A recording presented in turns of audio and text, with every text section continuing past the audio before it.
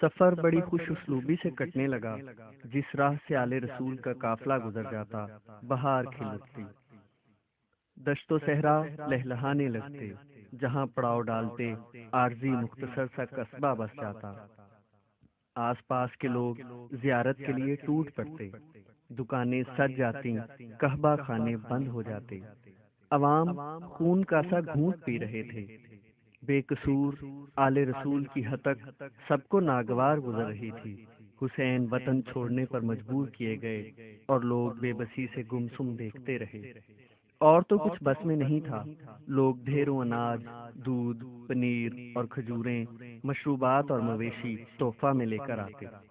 حسین خیمہ سے نکل کر آ جاتے، بے مثال مجمع جمع ہو جاتا۔ غریب محتاج جو ان کی قدم بوسی کو آتے، وہ سامان انہیں تقسیم کر دیا جاتا۔ لوگ التجا کرتے، یا حسین ہمیں لاوارث چھوڑ کر نہ جائیے، ہم غریبوں کے گھر حاضر ہیں۔ یہ لہلہاتے کھیت، تر و تازہ میوے کے درخت، جھیلیں اور آبشار، سبھی خدا کی دی ہوئی نعمتیں موجود ہیں۔ یہیں قیام کیجیے، ہم آپ کے لیے اپنی جانیں دینے سے بھی دریغ نہ کریں گے۔ ہماری عورتیں بنت علی پر جان دیتی ہیں، ہم آپ کی خدمت کا موقع پا کر اپنے کو خوش بخت سمجھیں گے۔ امام کی آنکھوں میں آنسو آ جاتے، ان کا شکریہ ادا کرتے، ان کے حق میں دعائے خیر کرتے اور سمجھاتے، بھائیو میں تمہارا ممنون ہوں، مگر اس وقت یہ سفر ٹالا نہیں جا سکتا۔ کوفہ والوں نے بلایا ہے، میں ان کی محبت سے دی ہوئی دعوت کو ٹھکرا نہیں سکتا، کیونکہ میں نے ان کی دعوت قبول کر لی ہے۔ وہ لوگ میرا انتظار کر رہے ہیں، تم وقت کی نزاکت کو نہیں سمجھتے۔ خلیفہ مجھ سے بدظن ہیں، تمہارے یہاں قیام کیا تو ملک گیری کا الزام لگا دیں گے کہ شاید میں ایک نئی حکومت قائم کرنے کے خواب دیکھ رہا ہوں۔ یہاں فوجیں ٹوٹ پڑیں گی، تم امن پسند لوگ خانماں برباد ہو جاؤ گے، یہاں کا سارا حسن اور بہاریں ختم ہو جائیں گی، میری وجہ سے تم لوگ بھی اپنا سکون کھو بیٹھو گے۔ کوئی پرواہ نہیں، ہم خلیفہ سے ٹکر لیں گے، اسی کا تو مجھے خدشہ ہے۔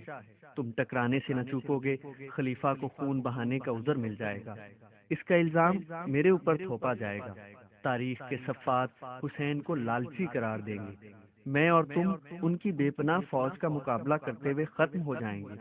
یہی تو وہ چاہتے ہیں جو میں نہیں ہونے دوں گا۔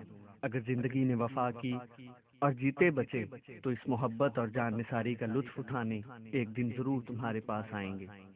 لوگوں کو سمجھا بجھا کر حسین آگے روانہ ہو جاتے۔ اگر ان کی نیت کچھ اور ہوتی تو وہ بڑی آسانی سے ان قبیلوں کو ساتھ لے کر ایک عظیم فوج تیار کر سکتے تھے اور اکثریت ان کے ساتھ آ جاتی، مگر وہ خون خرابے سے بچنا چاہتے تھے۔ اگر مسلمان آپس میں لڑنے لگے تو تباہ ہو جائیں گے۔ جوں جوں آگے بڑھتے گئے، سفر کی صعوبتیں بڑھتی گئیں، بنجر اور پتھریلا علاقہ شروع ہو گیا۔ کیا بلا کی گرمی تھی کہ صبح تڑکے سے ہی آگ برسنے لگی، دور دور سبزے کا نام و نشان نہ تھا، سب کے چہرے جھلس کر سنولا گئے تھے، چشمے خشک پڑ گئے تھے، کنویں سوکھ چکے تھے، کلیجے پھنکے جاتے تھے۔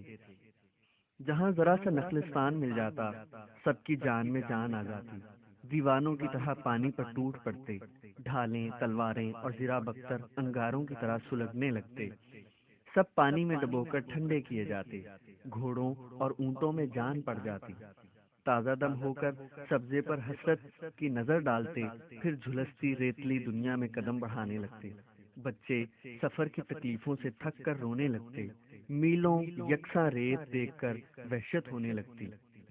ایک دن ایک ہرنی نظر آئی، دو بچے اس کے ساتھ تھے، کلانچے بھرتی نکل گئی، بچے خوشی سے تالیاں بجانے لگے۔ ذرا دیر کا مشغلہ ہو گیا، کئی بار ہرنی اور بچے نظر آئے، پھر نہ جانے کدھر غائب ہو گئے، بچے اداس ہو گئے۔ یہ ہرنی کوفہ میں ہماری آمد کی خبر دینے گئی ہے، اون نے محمد سے کہا۔ یقیناً اور بہت تیز گئی ہے تاکہ لوگ ہمارے آنے کی تیاریاں کر لیں۔ بچے سوچ کر جی بہلانے لگے، مگر آگے چلے تو ہرنی پھر ملی، اب اس کے پاس ایک ہی بچہ تھا، وہ بڑی بے چین نظر آ رہی تھی، قافلہ کے ساتھ ساتھ چلنے لگی۔ سب کو بڑا تعجب ہوا کہ دوسرا بچہ کہاں گیا۔ امام کے سامنے مقدمہ پیش ہوا، انہوں نے فوراً قافلے کو رکنے کا حکم دیا۔ ایک چشمہ کے کنارے پڑاؤ پڑ گیا، ہرنی اب بھی پریشان کھڑی تھی۔ یہ کیا قصہ ہے؟ سب نے سوچا۔ ایسا معلوم ہوتا ہے کہ اس کا دوسرا بچہ کسی انسان نے پکڑ لیا ہے، یہ اس کی تلاش میں ہمارے ساتھ لگی ہوئی ہے، حسین نے کہا۔ مگر ہم نے تو اس کے بچے کو چھوا بھی نہیں، بچے بولے۔ اتنا وہ نہیں سمجھتی، بس انسان کی بو سونگھ کر ساتھ ہو گئی ہے۔ تم لوگ ٹھہرو، علی اکبر تم ہمارے ساتھ آؤ، دیکھیں ہرنی کیا چاہتی ہے۔ مگر بچوں نے ضد کی کہ ہم بھی ساتھ چلیں گے۔ حسین نے ہرنی کی طرف گھوڑا بڑھایا تو وہ پلٹ کر ایک سمت چلنے لگی۔ وہ رک گئی تو وہ بھی ٹھہر کر انہیں حسرت سے دیکھنے لگے۔ یہ جانتی ہے کہ اس کا بچہ کہاں ہے، ہمیں اس کے پاس لے جانا چاہتی ہے۔ چلو دیکھیں یہ ہمیں کدھر لے جاتی ہے۔ سفر بہت کھوٹا ہوگا، مگر ہرنی کو یوں چھوڑتے دکھ ہوتا ہے، اس کی مدد کرنا ہی ہوگی۔ بابا جان کہیں کوئی خطرہ نہ ہو، علی اکبر نے کہا۔ آپ لوگ یہیں ٹھہریں، میں اکیلا جاتا ہوں۔ جانور دھوکے باز نہیں ہوتے، یہ صفت تو حضرت انسان ہی میں پائی جاتی ہے۔ چلو ڈر کی کوئی بات نہیں، اگر کوئی جنگلی جانور کھا جاتا تو اسے صبر آ جاتا۔ ضرور اس کا بچہ کسی انسان کی قید میں ہے اور ابھی زندہ ہے۔ علم حیوانات پر بچوں سے باتیں کرتے چلے جاتے تھے، کیا بازی آ گئی۔ سامنے ایک گھر پر ہرنی ٹھہر گئی اور دروازے پر کھر مارنے لگی۔ واللہ کمال ہے، یہ جانور کتنے سمجھدار ہوتے ہیں، اس کا بچہ اسی گھر میں ہوگا۔ امام نے بڑھ کر دستک دی۔ ایک شخص نے دروازہ کھولا۔ آپ کون ہیں؟ اس شخص نے پوچھا۔ میں حسین ابن علی ہوں، کوفہ جا رہا ہوں، یہ میرے بچے ہیں۔ یا حسین، میں نے اڑتی اڑتی خبر تو سنی تھی، مگر یہ خبر نہ تھی کہ میری خوش قسمتی سے آپ میرے غریب خانہ تک تشریف لائیں گے۔ یا حسین مجھے اپنی خدمت کی سعادت بخشیے، نانے جو کے سوا کچھ نہیں پیش کر سکتا۔ اتفاق سے آج ایک ہرن کا بچہ ہاتھ آ گیا، میں اسے ذبح کر کے ابھی کباب تیار کرتا ہوں۔ میں نے سوچا تھا ذرا بڑا ہو جائے گا تو کام میں لاؤں گا، مگر وہ عجیب جانور ہے، جب سے لایا ہوں کوشش کر کے ہار گیا، دانا پانی کو منہ نہیں لگاتا۔ تمہاری مہمان نوازی کا شکریہ، ہمارے ساتھ بہت بڑا قافلہ ہے، وہ ہم لوگوں کا انتظار کر رہے ہوں گے۔